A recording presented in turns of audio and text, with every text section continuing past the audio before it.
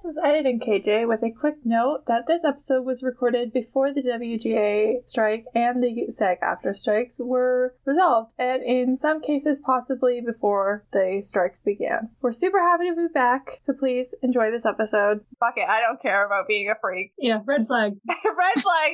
Sam's got the crazy eyes. How I like him, but...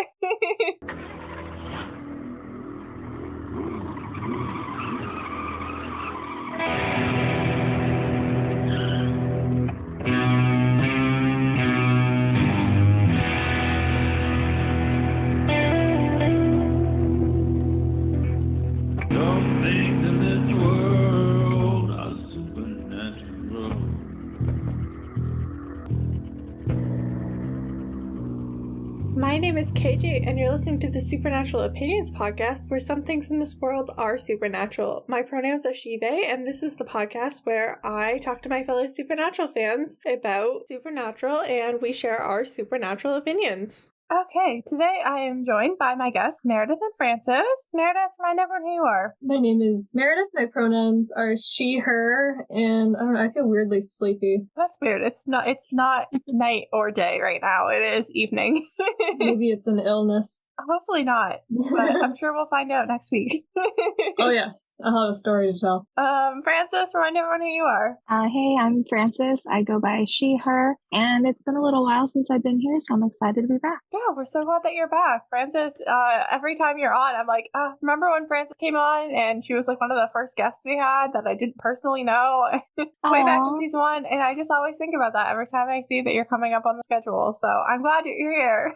I feel like an old timer now. And I'm also very excited that we're here for this episode and we're almost done with the season. I'm ready to be done with it. But this week we're recapping season 3, episode 15, Time Is On My Side, which originally aired on May 8th, 2008. And that title is a reference to the song by the Rolling Stones, which I forgot to include any additional information on. So that's all I have to say about that. YouTube is there. You can use it. Yeah. Time is on no one's side this week. So I think that title might be a little bit of like a misnomer, but it's fine. It's fine. Everybody's good. It's just, the title is what Sam wants to happen. Yes. This week's episode will contain spoilers for this episode. It may reference previous episodes of Supernatural, but will not contain spoilers for later episodes of Supernatural. And this episode was written by Sarah Gamble and directed by Charles Beeson. Sarah Gamble last wrote on episode 12, Juice and Bela, which was the last time that we saw Bela. And Charles Beeson last directed 304 Sin City. And we're going to get right into episode ranking. Meredith, what would you like to rate this episode? It's kind of gross, so I'll give it a 6. 6? Okay. Yeah. Francis, what would you like to rate this episode? Yeah, about a 6. It was good, but not one of my top favorites. Interesting concept, but yeah, it was gross. Yeah, I originally said 7.5 out of 10 because I enjoyed it more than I thought, but then I got into our Supernatural Opinions Discord and I asked the Discord, like, hey, like, what do you want me to make sure I mention this week? And once I had that discussion, I was ready to bring it down to a 5. But you know what? I'm going to keep it at 5. I'm going to keep it at a 5. Stick to your guns. Yeah. Do it. So I went from above where y'all were at to below, but I think the Bela and the Rufus stuff is good, and I do like when Sam's a little bit on the crazy side. I like when Sam gets that like crazed intensity thing going, but honestly, it wasn't quite there for me on the crazy end, and like the Monster of the Week stuff falls apart quickly as if you think about it for more than 3 minutes. So yeah, 5 out of 10 for me. And on that note, let's get into total death count, which is the most math I think I've ever had to do. I tried to get us a count, and then I just started going nuts with the math. This is pure nonsense math. I love nonsense math. This is middle of the night math, even though I did it at like 1 p.m. today. You're like that Always Sunny in Philadelphia meme with like the board and the insanity. I am the Always Sunny in Philadelphia murder board meme. There we go. The first part is easy. We saw 3 deaths, bringing our on-screen total to 261. It's the on and off-screen total for this episode that I wasn't sure where to start counting. So I was like, okay, it's been like 120 years, and let's just say most things are going to need to be replaced every 20 to 30 years. That's like 5 to 8 times each. And like, I don't know how many any of those things would be fatal. There are 5 vital organs. One's the brain, which I don't think is being replaced. I think the brain is just the brain. I don't think we can be replacing that with someone else's brain, because then you're no longer Doc Benton. You're some other dude, and you no longer possess the knowledge to do any of this. So I'm going to say 1 brain doesn't count. Probably. And also likely not the inclination. Yeah. And also brains typically stay alive if you're alive, so. Yeah. Heart and lungs are going to be fatal to remove to the victim. Kidney and liver, probably not always fatal. So I'm going to say like 10 deaths for heart and lungs, maybe like another 10 for liver and kidney victims over the years. And then stomach and intestinal removal is probably fatal to the victim. So like 15 or so for that. But also like he's removing organs in really bad conditions. So we're probably going to have some extra deaths that we wouldn't normally have nowadays. Yeah. Mm-hmm. And like shock's going to kill a good number of people, especially like in the earlier days when like the people who did like survive the initial bit like didn't have like a major modern medical center to go to.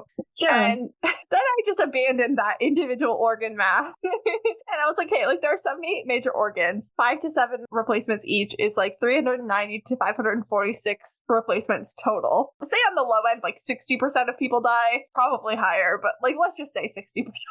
That's 234 to 328 plus. I'm like, well, let's go on the higher end with 328 because I didn't account for like the skin being taken in like individual pieces. Oh gosh. Because like that is like the chances of going into shock, like that girl that Sam saved where her arm was like had no skin on it, like the chances of her going into shock for something like that feel really high. Yeah, he's not using anesthetic, is he? No, he's not. I have questions about that later. Okay. It said it was like 120 years ago, right? Yeah. So what, like the 1880s? Something like that. They had anesthetic then. He just wasn't using it. Idiot.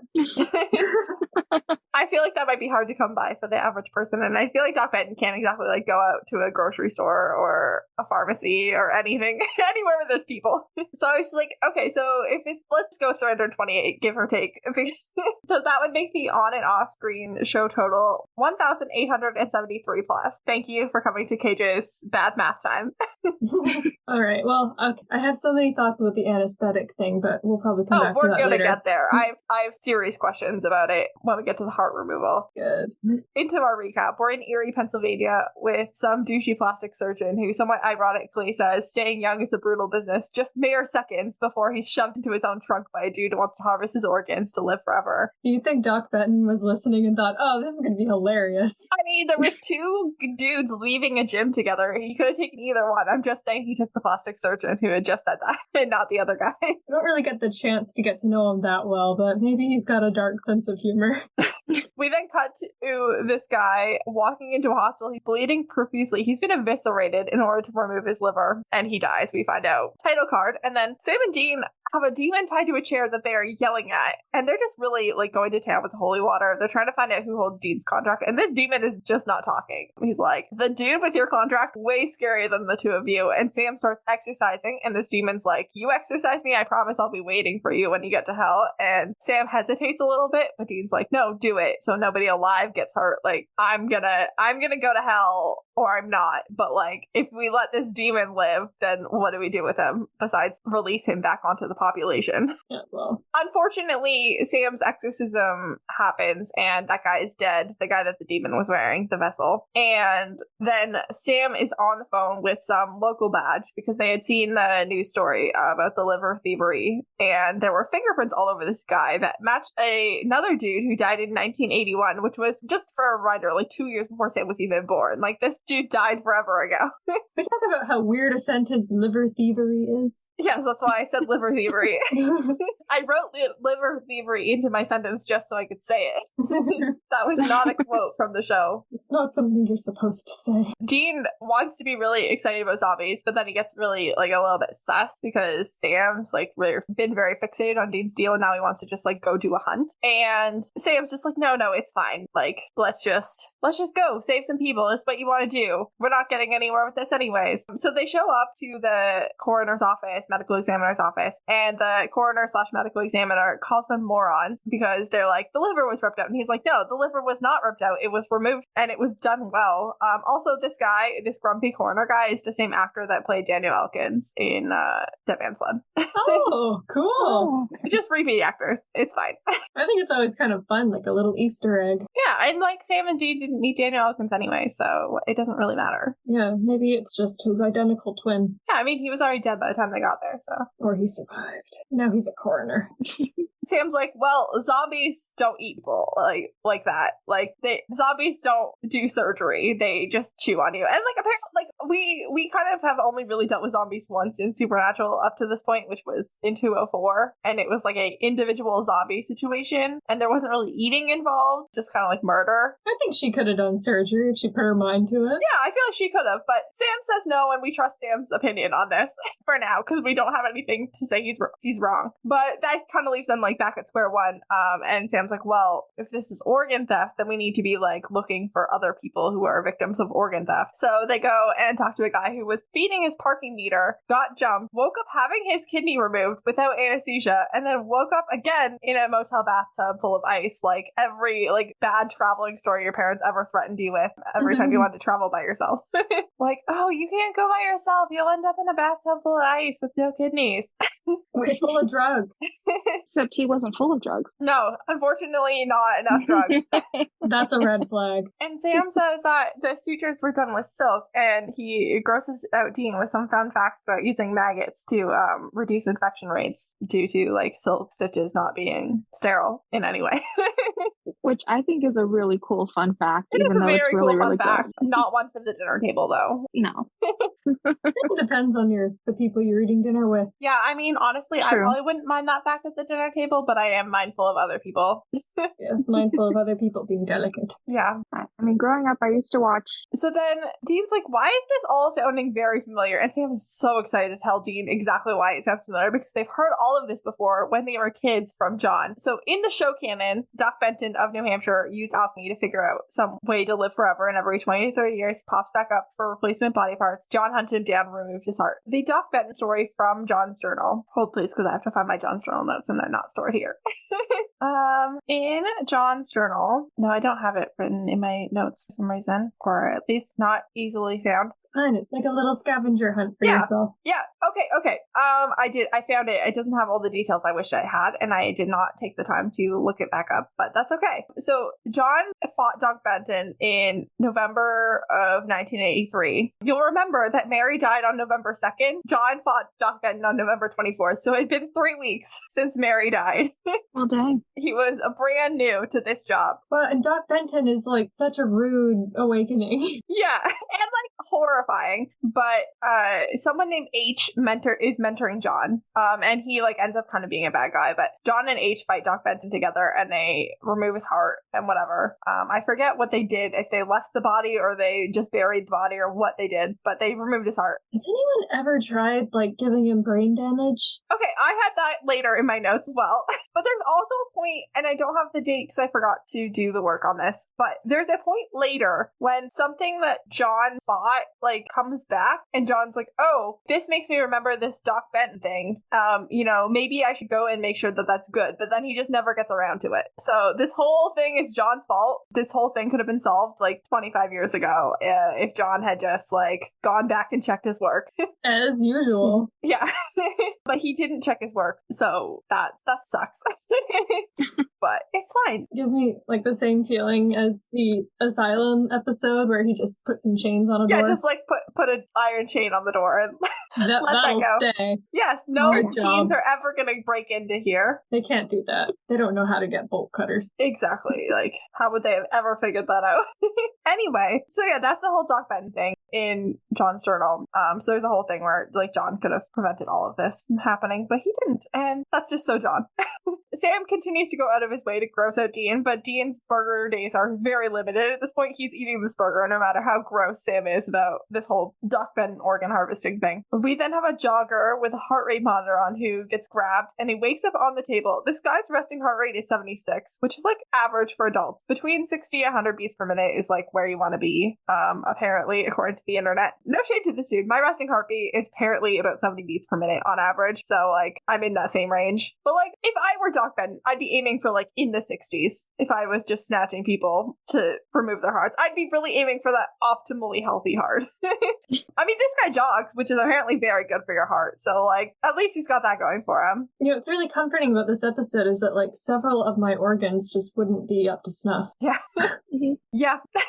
There is that. Between that and learning that cannibals don't like to eat people with tattoos, and I have tattoos, I know I'm safe. Yeah. Man, do what you can to protect yourself out there. Like, exactly. Man, just get tattoos. Well, I have glasses, I have asthma, there's like hereditary heart problems in my family. Yeah, I mean, right there, like your heart and lungs are probably all off the table, and those are like your big, definitely fatal ones. Anyway, I feel like taking the organs out while the victims are awake is a big oversight. There's going to be so many extra stress hormones in the body. That heart, especially, that heart rate gets way up above the 100 and something. Like, also, if they're moving around, wouldn't they bleed more? yeah. I mean, I guess he doesn't really care how much they bleed, but it does seem like he lets people go if they live. It's more of a mess to clean up. But yeah, I agree. He's got the maggots. Obviously, he cares about some cleanliness. And this episode is really bringing out an interesting side of us. But yeah, I just feel like it's more pain for the person. Like, okay, say you're just doing this to survive, like whatever. You could at least knock people out more better. And then like you're using chloroform, which is like not good for any of these body parts for the person who has them to be chloroformed. And then like you're taking them out while they're awake, so like there's more stress. They're moving around. Like it just seems like a bad idea for anybody to be awake during this. Bobby calls with a lead on Bela, which is Rufus Turner, which is our first time meeting Rufus. He's an old friend of Bobby's whom Bobby hasn't seen in 15 years, which, you know, is sad. Bobby advises that they take a bottle of Johnny Walker Blue. I know Meredith's not a drinker, so I thought I would do some research on Johnny Walker Blue. I'm also not a big drinker, so I had to do research for this. Francis, how do you feel about alcohol? Where do you land on the Johnny Walker? Johnny Walker is actually one of the best that you can drink, as Rufus says, and it is a very, very expensive bottle, not only because it's Johnny Walker, which is usually expensive on its own, but because it's the blue bottle, it's even more expensive, but it is really smooth. Yes, I looked up the price for the blue, green, black, gold, and red bottles, and I have the prices in Canadian dollars for a 750 milliliter bottle. So Johnny Walker Blue is $359.95 Canadian dollars currently. Green is $109.95. Black is $62.45. Gold $99.95, and the red is the cheap stuff. It's $37.95. I'm just saying you can buy an $8 bottle of wine and I'm good. Man, I saved so much money by just drinking water and juice. Yep. Dean wants to abandon the case and go find Bela and the Colt, but Sam says it's been months, there's no way Bela still has the Colt, and Dean's like, well, I'll just kill her then. It'll be worth the trip. But Sam's like, well, we can find out what Doc Benton did. If Dean can't die, his deal doesn't come up and he can't go to hell. And at first I'm like, well, the demons are just going to kill you no matter what. But then I'm like, okay, you know what? It's a bad plan because Dean would never be on board to willingly do whatever he would have to do to achieve this. But John took this dude's heart out, and I don't think there's anything a hellhound can do to you that would cause more damage than having your heart removed. Also, like, you'd have to go to medical school to do this. Yeah, I feel like, Stanford Sam probably took some medical elective at Stanford. It's not surgery. That's how Sam gets all of his randomly useful pills. I feel like you would know some things about like which organs are which, and like the history of like medicine, but I wouldn't trust you to perform a surgery on me. Sam makes a really good point though, of like you only have to start replacing body parts once they wear out, and like Dean's body parts are mostly fine. Like he's not dying of any physical illness at the moment. Like he's destined to die, but he's not sick or anything. So like reasonably they could do this, and then like that would buy them more time to figure out the deal thing, and he could just opt not to replace the body parts when they fail. It's not like the worst plan. It's not a great plan. He should have known Dean would not be on board with it. I just thought, or he could just turn into the Tin Man. Have you guys read The Wizard of Oz? Yeah. I don't think I've read The Wizard of Oz. Okay, so the whole thing with... I'm familiar with, like, adaptations of The Wizard of Oz. So the Tin Man became the Tin Man because he, like, injured himself with, like, like a cursed axe and kept slowly replacing his body parts with metal. I mean, you gotta do what you gotta do. Right? Yeah. You could be the Tin Man. Dean suddenly has the realization that this entire case is a classic Sam Winchester manipulation, and Sam knew that this was Doc Benton the whole time, and this was always Sam's plan. And Dean reminds Sam that if Dean goes back on this deal, then Sam dies, and Sam says, fine, I'll also do whatever it is that Doc Benton does, and then neither of us can die. We can be monsters together. As though that would ever convince Dean to do anything.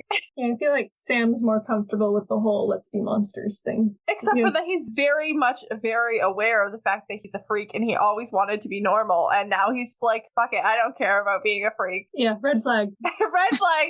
Sam's got the crazy eyes. How I like him, but the crazy eyes are fun when they come in like shifts. If it's like a 24/7 thing, then Dean says their best shot is to shoot the demon who holds his contract, and they're going. And like, you know what? That's when Bobby says is Dean's best shot, so I trust Bobby on this. If Sam wants to stay, then Sam can stay, and Sam does. We haven't had a real split up like this. We've had times where they split up, but like for them to actively like have a fight and then split up to go work two different leads, we haven't really had that Scarecrow. But at least this time they're not really mad at each other by the end, and they do tell each other to be careful. Like they see each other's side. I just don't understand why they have to fight to split up. Like, why can't they be like the Scooby Gang? Like, all right, you go there, let's split up, we're good, and then we'll meet in the middle.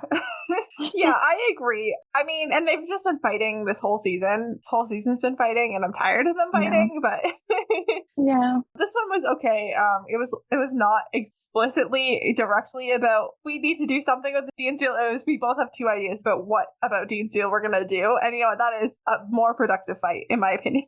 Yeah. Dean shows up at Rufus's place in Canaan, Vermont, which is not where I remember Rufus living, but that's cool. Rufus has a sign nailed to his door that says no solicitors. That means you, !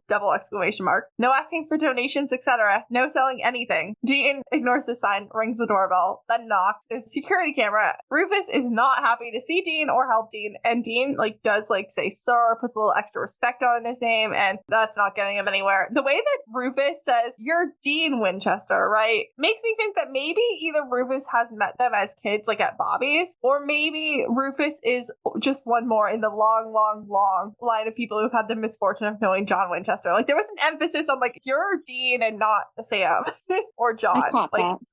So Dean's not getting in the door, but he pulls out his Bobby recommended bottle of Johnny Walker Blue, which again is a $400 Canadian bottle. That gets him in the door. Oh, I know. I feel like I've said this before about the X-Files, but Rufus was on there for several episodes as a very cool recurring character. That's fun. Fun fact. Also, Doc Benton was in an episode. I was going to say Doc Benton was in an episode of the X-Files as well. Yeah, he was creepy there too. He's got a talent. Yeah, I also know that actor from something else that I have later in my notes, so I talked about that. I think I know what it is. Probably you do. Rufus says no gun is going to save Dean. Even if he gets out of this deal, there's just going to be something else down the road. People like them just have death coming, and if Dean survives, he's going to end up like Rufus, but Dean won't survive. I forgot how doom and gloom Rufus used to be. Mm-hmm. I mean, I feel like Rufus kind of just is doomy and gloomy, generally, but wow, that was intense. He doesn't have his, Rufus charm that I distinctly remember. Mm-hmm. Rufus gives, no, I don't want to talk about Rufus, I want to talk about Sam, because Sam's doing something dumb. Sam is doing exactly what Dean said would be a bad idea, which is checking out some cabins that are good candidates for Doc Benton by himself. He locks his rental Jeep. I like that Sam doesn't just steal cars at random when he needs a ride. When he and Dean split up, he gets a car, but I just found this Jeep entertaining for some reason. It locks blue? With the little, no, it's not actually. It's a gray green, but honestly that might be funny considering my reference later. Rufus gives Dean Bela's room number, but warns Dean to watch his back, and Dean's very confident he can handle Bela, but I really Rufus, he probably can't. And we learned that Bela has burnt off her fingerprints because she's badass, and Rufus was not deterred by that fact. He just matched her by ear impression, and he got 10 pages of confidential files on Bela with one security shot of her ear, which he gives to Dean. And I would just like to say Rufus also now has a very clear security camera shot of Dean Winchester's ear. So I'd like Rufus to just find us the Dean Winchester FBI file. It makes sense why his camera is faced that way after hearing about the ear impressions. And I'm like, I want to know more about these ear fingerprints. I'm going to go do research about it later now. Oh, yeah, that's why they take mugshots from the side, too. Interesting. Sam is looking through another cabin, and it's now nighttime and dark. So we know it's not the same cabin because last time we saw Sam, it was daytime. But this is the one. He finds a book with the same symbol on it that was in John's journal on the entry about Doc Benton. And in the basement, he finds an operating room complete with a fresh victim, presumably the heart guy. And Sam finds a woman down there as well, and she's got like maggots on her arm. She's missing all the arm skin on her forearm, just all the way around. It's horrible. Sam starts to help her when Doc Benton comes back. Enter Billy Drago. The reaction I had when this guy came on screen, this dude plays a few villains, but I know him best for his recurring role as Barbas, the Demon of Fear, on the original Charmed, who appeared in 5 of the 7 seasons. He's missing from season 3 and season 4, but he's in 1, 2, 5, 6, and 7. And to bring that back to his Jeep, in Charmed, they drive a green Jeep. This is not the same color of green, and it's a newer Jeep a little bit, but it is a Jeep. I would very much like to know if they did that on purpose. I would also like to know that, because they didn't really zone in on the fact that it was a Jeep. Like, they clearly weren't sponsored by Jeep, as they, usually when we see a car, we'll see the logo because they've gotten paid by the car company to show the logo. Honestly, I had to play it back from the scenes from a distance to see if I could. I was like, that looks like a Jeep to me, but I wasn't 100%. But it does look like it to me. It's not like a Jeep. It's like a hatchback. Sam only cares about the book, which he already has, so he snatches this girl up. He doesn't need to kill Doc Benton, he just needs the book. And he puts her in the car, and Benton smashes through the window and starts slamming Sam's head against the dash and the steering wheel, but Sam doesn't get knocked out. He does not get knocked out. I'm so proud of him. And he runs Doc Benton over, and Benton's still alive, but his neck is a little floppy. Which leads me to, I think, we'll talk about this again in a little bit more detail, but is Doc Benton replacing bones regularly, and not just extremities, but ribs and shit? Do those things need to be replaced? Because probably his neck is looking real floppy. I had a thought earlier too. Does he replace his blood? Do you think he heals? I don't know. I'm not even sure if he eats or not. If so, where does he get food? He's not walking into the grocery store looking like that. He could just eat the maggots. Ew. I wish you hadn't said that. Meredith. He's a pretty gross guy. I'm gonna go all the way. Bela returns to her room, and Dean is waiting in the dark for her and pins her to the wall. Dean's armed and dangerous, but she no longer has the Colt, and he insists on searching her room, and she tries to sneak out, but he shoots a hole in the door. Oh my god, the motel manager is gonna be so fucking pissed. Dean shot a baseball-sized hole in the door.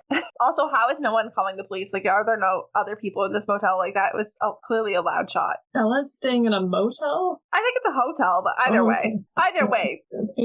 She just feels like a... It's called the Canaan something. Dean says he's going to kill her and reveals that he knows that 14-year-old Bela killed her parents. Her real name is Abby, and she inherited millions. Flashback to Abby crying in her room as her father comes in and closes the door, and then Bela implying that her father sexually assaulted her. Bela then lies and says that she can't be bothered to give a damn, and she doesn't care what happens to Dean either. They have a little stare down. I wrote I fuck, but then I took it back. It's not really sexual. It's just intense, as opposed to other times that they've stared each other down and it was sexual. This is different.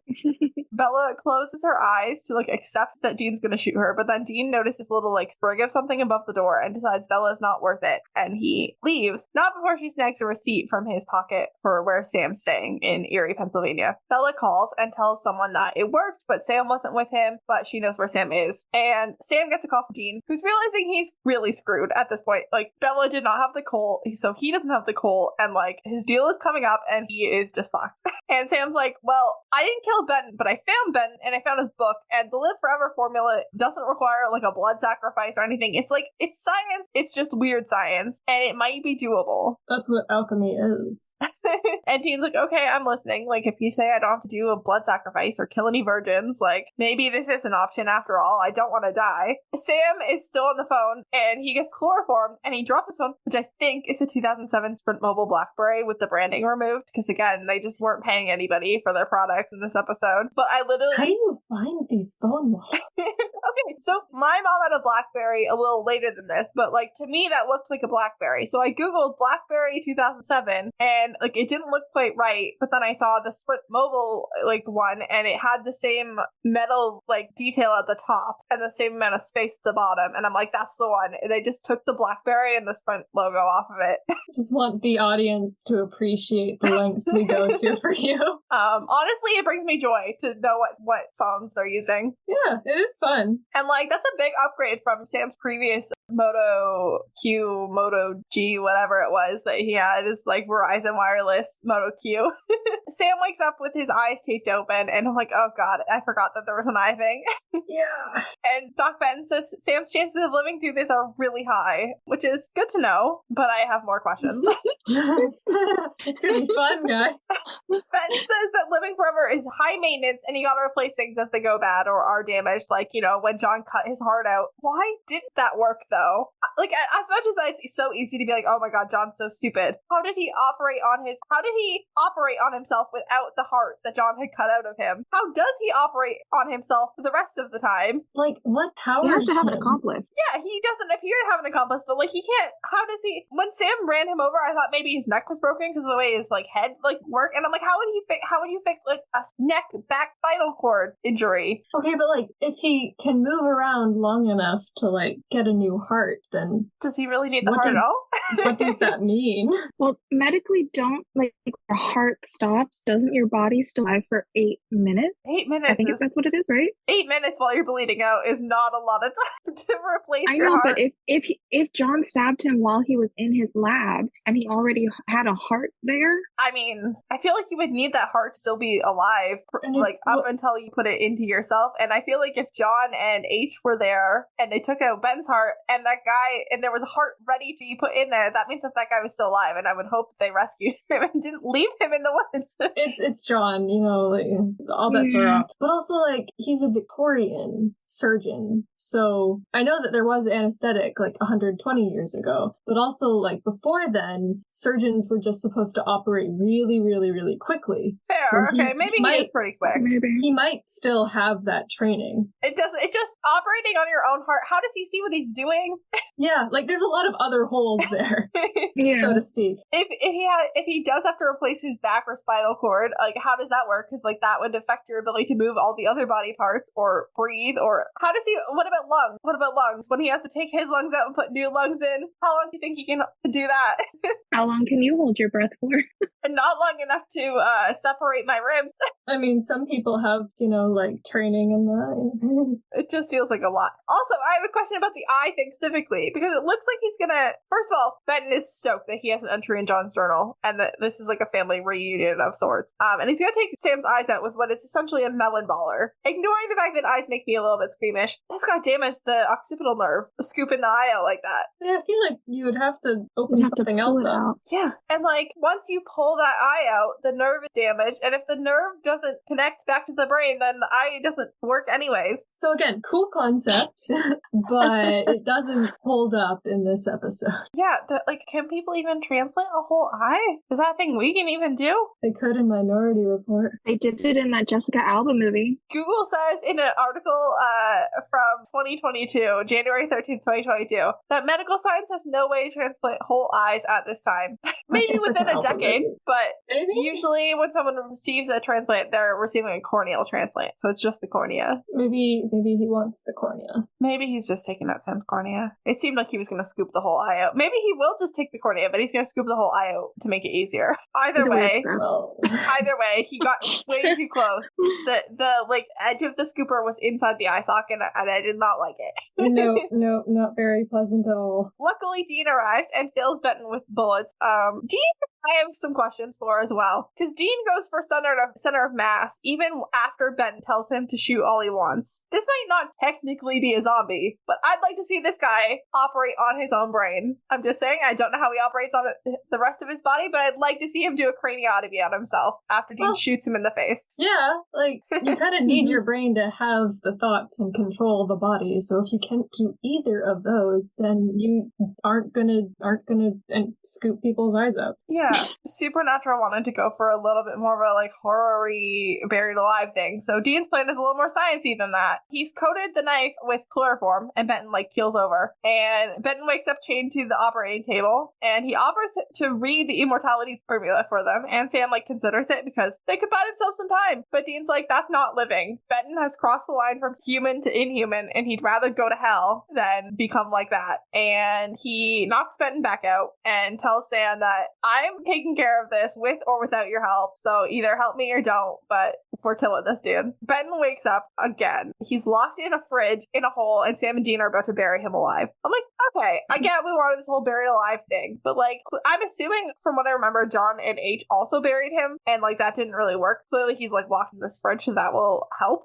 But like, did we try salting and burning? Could we try that? Okay, yeah, because he's basically a bunch of dead bodies. Yeah. Why isn't he just followed around by the ghosts of the people he murdered? That's an excellent question. Okay. You know, I feel like if Supernatural really wanted to, like, explore this concept, they should have just had this as a movie. Yeah. But, like, also, like, did we try a headshot? Could we try a headshot? Yes, please. Yeah, like a zombie. Treat him like a zombie. I feel like they're like, okay, we're gonna bury this dude alive, but, like, what if one day in the future this land is no longer in the middle of a forest and someone digs dude up, and Sam and Dean are long dead and no one knows who the fuck this dude is anymore? That's basically the plot of Jumanji. Like, I'm just saying that I would have liked to try a few things. Sorry, I'm gonna sneeze.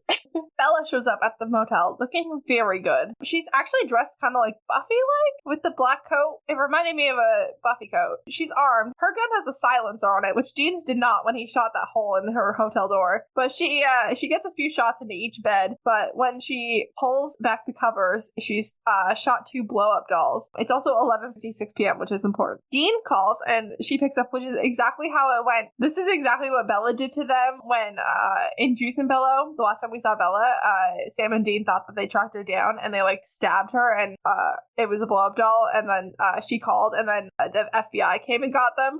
This is just like, they've just really turned the tables on her. He's like, I felt you pickpocketing me, and I also noticed that devil's shoestring, which is used to keep hellhounds away, and I also noticed that your parents died exactly 10 years ago, which means that whatever deal you made to get rid of them, it runs out today. Flashback again to Bela making a deal with this demon. Bela stole the colt to exchange for her soul back, but then she was also asked to kill Sam as well, which she's now failed to do, and it's literally 2 minutes to midnight. Dean's like, well, we could have helped you if you just asked us, but it's too late now, and Bella's like, yep, and by the way, the demon that has my deal also has your deal. We have a demon soul broker in common. She actually holds all the demon deals. Her name's Lilith, and hopefully you can kill her. And Dean says, I'll see you in hell, and hangs up. Except he won't, because we never see her again. Yeah, the clock strikes 12, we hear hellhounds outside, and Bela dies, and the episode ends. It's kind of a terrible way to end an episode. Yeah, real bummer. Yeah. It's really an episode that ends on like a, oh shit, everybody's fucked. Yeah. Bechdel test. Did we have 2 named women in this episode? We didn't. Even Sam's like victim didn't have a name. Hopefully she's okay. Well, the trauma. This week's case of the week was Doc Benton. I believe he's an urban legend that exists outside of Supernatural. He is? I just assumed he was based on Frankenstein. No, he is a real. He is. Yeah, he's cool. real. But he is also like pretty heavily based on Frankenstein. But he's an urban legend from, hang on, let me Google. Okay, I'm on the cryptid wiki. Dr. Benton, more commonly referred to as Doc Benton, is a urban legend local to the Mount Moosilauke. I hope I said that right. Probably not. Sorry, New Hampshire area. He appears as a tall figure shrouded in a black cloak with long white hair and is said to move at great speed. He's considered responsible for strange mutilations that have occurred in the area over time. I'm going to look this guy up later because now I'm interested. Also, why didn't they give him a cloak? I don't know. He almost had a cloak. I'm so mad. He actually was a real person before he became this mysterious figure. Yeah. Like, he had a life in a town and everything. Like, I did a lot of research about it. I'm like, oh, this is interesting. Oh, do you have stuff to share? Do you have notes? Yeah, I do. All right. Give us the notes. Mythology section section by Francis this week. All right, so Doc Benton, also known as Thomas Benton, was born in New Hampshire, and his family was too poor to fund his education, and the town decided that he was eligible and competent enough to be their doctor, so they paid for him to go to medical school in Germany. When he was in Germany going to medical school, he met a man named Professor Stockmeyer, and Professor Stockmeyer took him under his wing and they studied alchemy and immortality as like side extracurriculars to whatever they were actually supposed to be studying. Okay, so is this like actual historical fact, or is this the urban legend? This is both. So I found this article that this person was writing for their dissertation about Doc Benton, which I don't know why they're writing a dissertation about Doc Benton. Why not? But, right, why not? And they were saying that they had both facts and like legends and that they put it all together into this one story. Okay. So pick and choose. I'm sure Doc Benton was a dude at some point. Yeah. No, he was a real guy and he was a doctor. Yeah, those from facts New are Hampshire. probably true. And then I'm sure there was a disappearance, death, whatever, and then after that, we go into the realm of story. I was just wondering about like studying alchemy. I don't know if he actually did that in school. Yeah, I feel like that was a hobby people did in the day. Yeah. It was, but not. This is the 1800s. Yeah, the 1800s. Yeah, not terribly common then, but not out of the realm of possibility. But he did go to med school and he did become the town doctor for this town that he grew up in. The professor that he met while in school died before Benton graduated, so he had no one to help him like continue his extracurricular studies. So he was going in blind by himself, just like, looking up random things and like going based off of what he thought would work. So he went back home and became, the competent town doctor that everyone knew, but nobody knew that he was actually had a cabin in the woods that he was doing experiments on, which this is where the myth comes in, that he was doing these experiments in the woods and that an unidentified tragedy happened to him. There's no real clear, like every story is different. Either someone broke up with him, someone rejected him, his parents died, like some kind of tragedy happened to him and he became more focused on his experiments that he was doing. And the town noticed these like small animals like rodents and whatnot like showing up dead in random areas of the town with a strange small mark that was being left behind their ears. And side note, since we were wondering earlier what Doc Benton was eating, if he was eating at all, maybe he was eating meat off of these animals that they were finding. I don't know. That'd be good, yeah. Yeah, since he couldn't go to a grocery store. And then all of a sudden corpses started going missing and they would find these dead bodies like the animals just randomly scattered all over town. Doc Benton had no specific dumping grounds apparently, and all the bodies would have that same strange mark behind their ear. And the townspeople didn't know who was doing it, and so they thought, hey, Doc Benton's this wise man, we sent him to school, he's got to have some knowledge. And they went to his home and he wasn't there. They found directions to his cabin in the woods, went to the cabin in the woods and he wasn't there. Doc Benton had just completely disappeared and they just kind of left it as that. They couldn't find him after searching for him and they're like, okay, well, we need a new doctor now. But then the sightings started happening where people were seeing that white-haired man in a cloak, disconfigured and whatnot, and that's where all those tales came from, seeing him and him kidnapping people. And apparently there were real-life survivors. There were no names, but there are real-life survivors from Doc Benton, quote-unquote, saying that they were kidnapped by him after being like pushed off a cliff and stuff like that. Interesting. Yeah. Very much like to do more research on that. Yeah, I feel like It's as far as interesting. urban, it's been a while since we had like an urban legend adapted to supernatural, and I feel like they did a good job on this one. Yeah.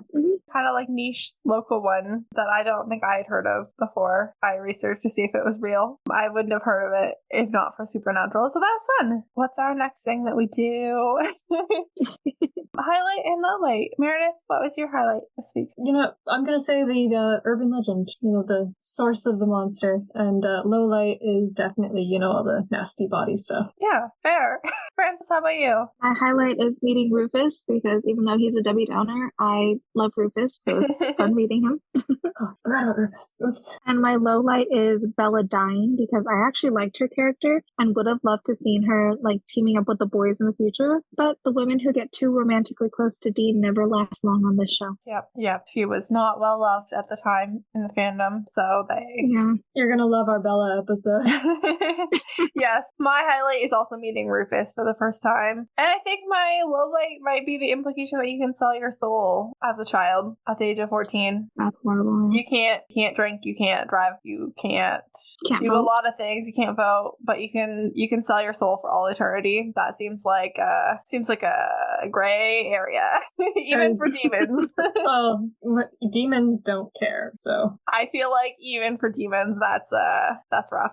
Especially some stuff later. It's easy prey. In their mind, they were probably like, oh, a 10-year deal, you're going to be 24, so that's a perfectly good age. But you're 14 now. Yeah, I can kill your abusers and it won't cost you anything for 10 whole years. That feels like a lot when you're in an abusive situation and you're 14. Mythologically, it holds up, but unfortunately, it's very bad. Yeah, call CPS. Bella's I parents. feel like, Bella's sexually abusive parents, and I feel like are the obvious choice. Possibly also John, just, I mean, definitely John, because he was hunting Doc Benton in 1983, his children who were recently without a mother, less than a month without their mother. There we go, our old punching bag. He should be with them and not out chasing Doc Benton through the woods. What the hell, man? He didn't even do a thorough job, so. Firing squad, people who did not perform their job duties correctly. I feel like everyone did an okay job this week. We didn't have a lot of people. The coroner was really the only person we met who was like an employee. We saw a nurse at the beginning. Oh yeah, we saw a nurse. The nurse actually didn't do a great job, now that you say that. She panicked a little. She screamed a little. She was like, oh no, there's nothing I've never seen, and then she screamed. This dude was clearly alive. She screamed, she didn't immediately jump into action, and later that guy died. I'm not saying he would have lived. Because his organs were falling out? His organs were falling out, but like, Doc Benton maybe didn't take his whole liver. He was clearly still sort of alive. He got himself to this hospital. We could have just gotten on that a little bit quicker. Yeah, I think they wanted to go for like the whole shock aspect, but they didn't consider the fact that this is a nurse who's obviously been there for a while. Like, she's not going to react like that. Also, apparently people in Erie, Pennsylvania just show up missing various body parts all the fucking time, so this should be sort of normal. You should have heard her say not again. Mental health check. I'm not a psychologist. This segment is based purely on my own opinions. Please reminder, if you're struggling with anything else, please reach out for help. Honestly, I don't have anything really negative this week. I think, Dean's death is imminent. I think he's finally admitting that he's scared. I feel better about it. I'm sad that he's scared, but I'd rather him be scared than be indifferent. Oh, also, Sam went off the rails a little bit. Sam went a little bit crazy. Just a little bit, but not enough for it to be crazy, and not really any more crazy than he's been this season. Yeah. He was fairly case oriented, honestly. As much as he was Doc Benton, help us, he was okay, I still have to save this girl. He took the time to save the girl. He didn't just leave her there to die. So that's something. Oh yeah, that's a pretty significant something, especially to the girl. At this point, Bela obviously very upset this week because she was about to die. But again, she cried a little bit. She cried to the Winchesters, who have historically not been very sympathetic towards her at all. So that's a big vulnerability in that moment. It is the last possible second, pretty much literally. But yeah, again, I feel that's an appropriate display of emotion for the situation. You can't be I wish this person wasn't upset when they're about to imminently die. But you can be especially the way she was about to die. Yeah, in a horrible way that she knew was going to be horrible and painful. Soul transactions. Yeah, we had a soul transaction. We had Bella's transaction. You can kill your abusive parents and inherit their millions of dollars for the low, low price of eternal torment in 10 years' time. Again, the implications of being able to sell your soul that young, just horrifying. But you can try to get your soul back in exchange for a one-of-a-kind weapon that can kill pretty much anything, and also the death of Sam Winchester. So that's good to know. If you ever need to undo a demon deal, you just gotta show up with an impossible-to-find gun and kill Sam Winchester. Keep that in mind, folks. Good to know. Definitely two very achievable tasks. Sam's traumatic brain injury. Somehow, despite having his face bashed into a steering wheel repeatedly, Sam had to be knocked out with chloroform. He did not actually receive a head injury in this episode. He was not knocked out by that head bashing. Very surprising. Very surprising. Need to name that episode. Does anyone have any episode name ideas? I think I had some written down. I love when someone has something written down.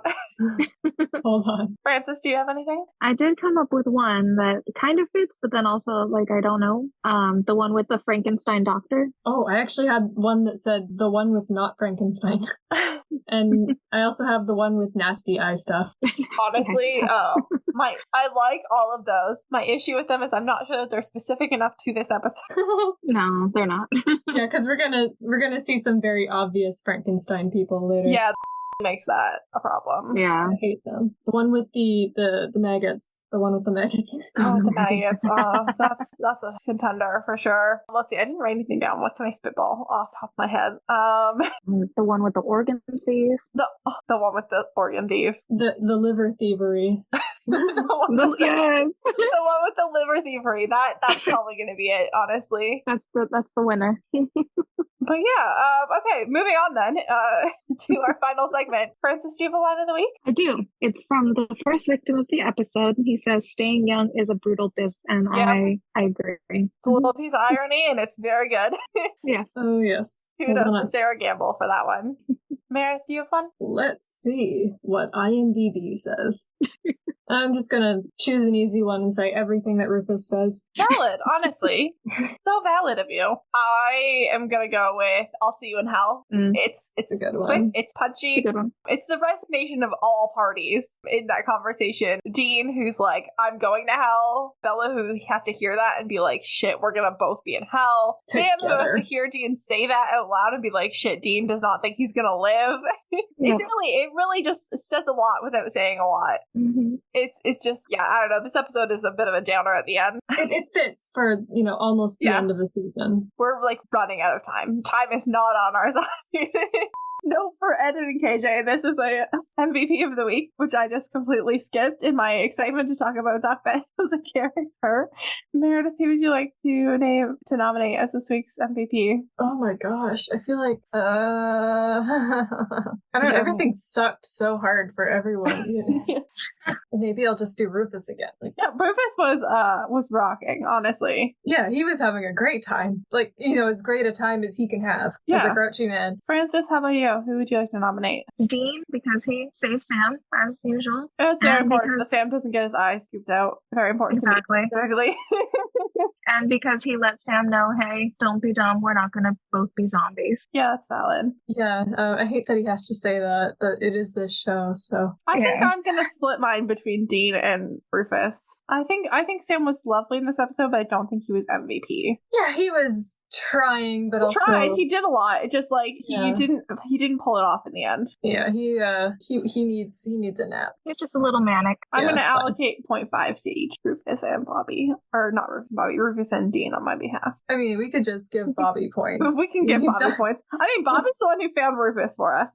Is Bobby in this? Oh, he is in the episode. He called, yeah. Yeah, just give Bobby points for existing. I mean, he called. He gave good drink advice, and he found Rufus, who found Bela. But yeah, okay, perfect. Sorry, Ed and KJ, for screwing that one up. But that is it for this week. So, Meredith, where can people find you? It's Doc Benton in the Hills, and at which organs will you be replacing next? Oh, I won't be replacing any. I'll just be observing. At Shades of Dayanira on Tumblr, Instagram, and sometimes TikTok. And if you go there, you'll see lots of pretty drawings for the fantasy series I'm writing. Excellent. And Francis, where can people find you? You can find me on Twitter at DestiL1993 and on TikTok and Instagram at LetItBeLove_93. And I am currently doing Supernatural, The Winchesters, and Smallville content. So if y'all like that, come follow me. Excellent. Yeah, next week Meredith and I will be back. We're having a bit of a Pod Squad crossover next week for our season finale. We're going to be joined by Beth and Jamie from Driver Picks Podcast and August from Saving People Queering Things. We're having an extra full house next week. And that'll be our final episode of the season. So everybody tune back in for the dramatic finish of this whole thing. And also we'll finally be able to get to our angel. So let's just do that. We like that guy.